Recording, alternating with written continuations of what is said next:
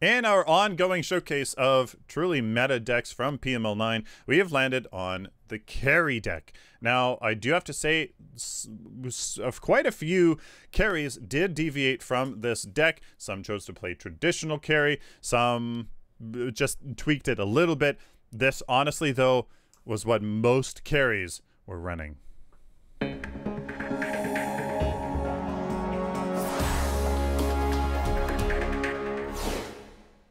Marillus Action is a game and screen recorder that offers the lowest megabytes per frame, the lowest computer resource usage, and the highest FPS recording.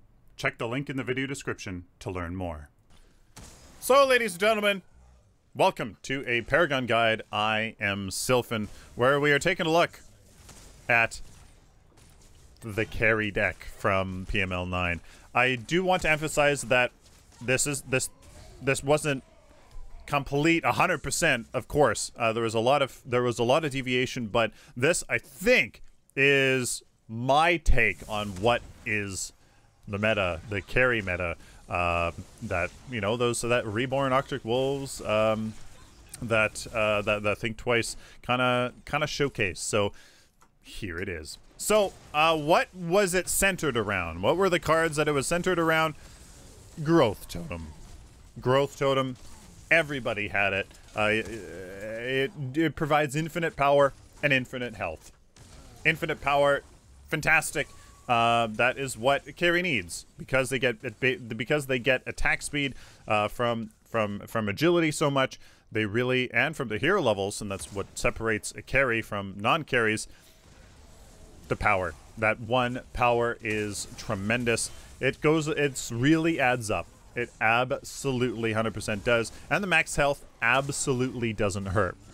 Because crowd control is so damn powerful well, just currently, that health can be what keeps you alive the little bit longer to get the kill, to change the pace of an engagement. Growth Totem, absolutely monstrous. The next card, interestingly enough, was one of the tribe. Gain 15 power for each nearby allied hero. You're always going to have your support around you. You should, at least. So there is 15 power right off the bat. Plus, grouping up and rotating and deathballing was really, really powerful. You could easily do it, easily get a tower down, burst down the tower that are like wet noodles, and get an advantage like that. And we saw that time and time again. You know, Think Twice would just be like, okay, we want 2 towers. And there was 2 towers. 2 towers gone, just like that. So one of the tribe really works well. 60 power, totaling 82 power on your carry just because you grouped up. 82 power through a carry is insane damage all the time. It's not all the time when you're grouped up, but when you're grouped up all the time, it's insane. So one of the tribe, insane. 420 health, obviously. That goes a long way. Also, what we then saw, sometimes Unbroken Spirit instead of one of the tribe, sometimes not, whatever. Unbroken Spirit was definitely an option, especially if the enemy team had a ton of crowd control. But then we saw one standard card for a carry. Heavy Hitter, Pressure Hunter, usually Heavy Hitter. That was it. That was it. Heavy Hitter, the power, attack speed, basic damage is increased by 15%. That was it. The power from Heavy Hitter, from Unbroken, from one of the tribe, and from the Growth Totem just made there was it. That was it. So that was basically it, guys. That's the 3 cards. The options were the options seemed to be Unbroken Spirit, Heavy Hitter, won the tribe, and Growth. Like Growth Totem, they always had. So what filled the other 2 spots seemed to be Heavy Hitter. Unbroken Spirit won the tribe, kind of something like that. Now, Shatter Golem is possible. Shatter Golem is possible if you don't get one of the tribe and you get, you know, Growth Totem, Heavy Hitter, and Shatter Golem, something like that. That is obviously not very, obviously doesn't gives you much tank, but Shadow Golem is possible. When you know, one the tribe, Shadow Golem, and Growth Totem.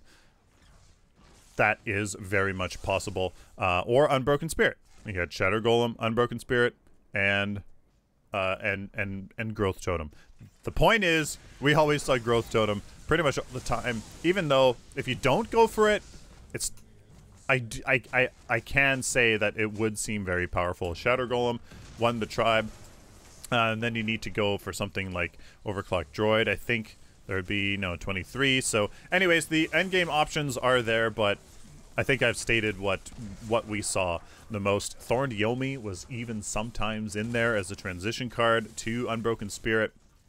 As if there was a lot of burst, they could just pop Thorned Yomi, and then hopefully that reflect damage was significant. So that was the end game.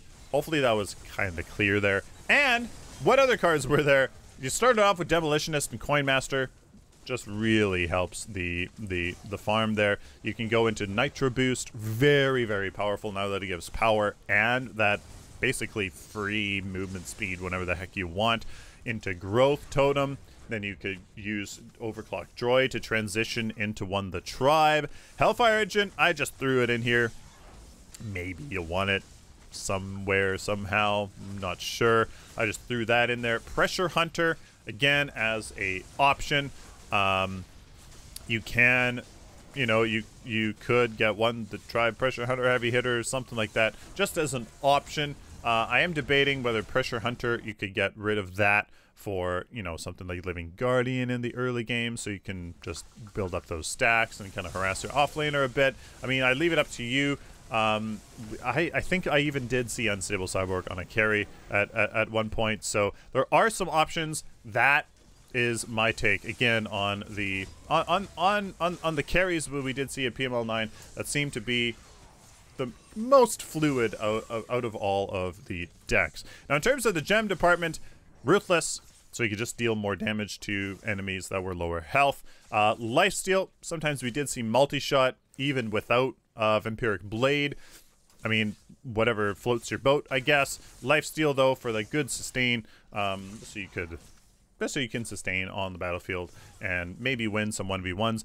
Duelist was actually what we saw here, so that, again, you could just stay alive. It's a tank meta, and you just needed to stay alive. People that tried to come in on you, you could just, boom, there's a Duelist. 20% less damage from any hero you hit with a basic attack for the next 3 seconds. It is really, really strong. It seemed to really keep people alive. And I went for Bounty Stalker here. Mathematically, I actually think that critical hits gives you more damage more of the time.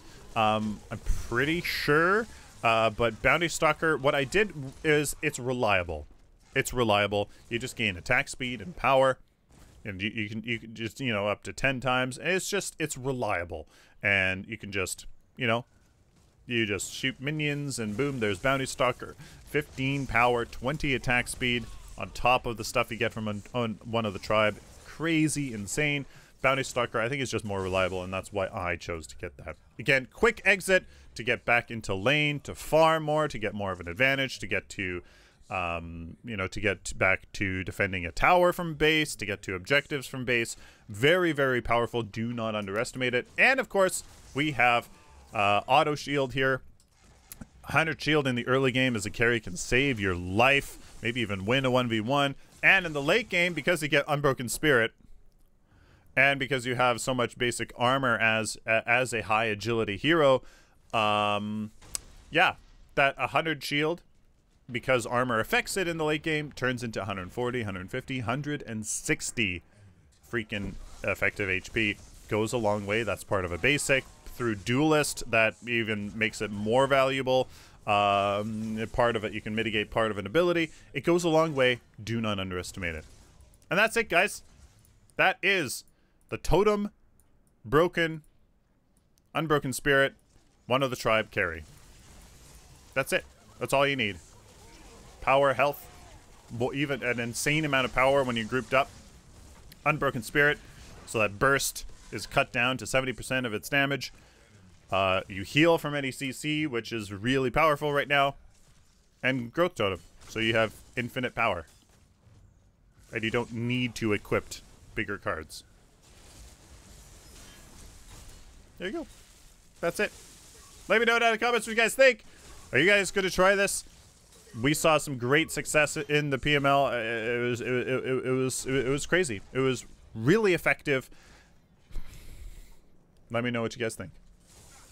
Amazon is the tried and true way of shopping for anything you need or want at the lowest prices. Support the channel at no cost to you by doing your Amazon shopping through the link in the video description.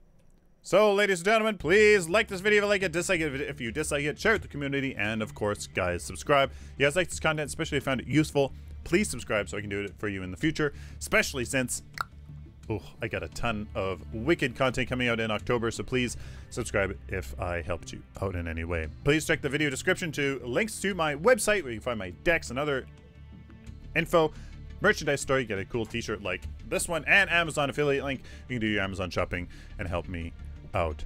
Thank you guys for watching. Till next time, like always, guys, stay optimistic and positive.